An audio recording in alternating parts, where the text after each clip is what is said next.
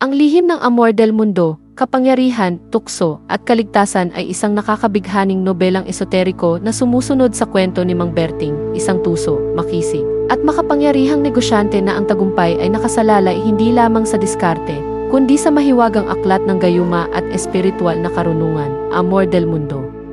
Sa likod ng kanyang mapang-akit na ngiti ay ang paglalakbay sa 5 sagradong krus ng mundo, apoy, hangin, tubig, lupa, at espiritu, na bawat isa'y may taglay na orasyon at lihim. Sa tulong ng aklat, nabuksan ni Mang Berting ang daigdig ng panggagayuma, proteksyon, at kapangyarihang espiritual. Ngunit sa kanyang pag-abot sa rurok ng tagumpay, haharapin niya ang pinakamabigat na pagsubok, ang sariling anino. Mga nilikhang kasinungalingan, at ang tanong kung alin ang tunay na pag-ibig at alin ang tukso ng mundo.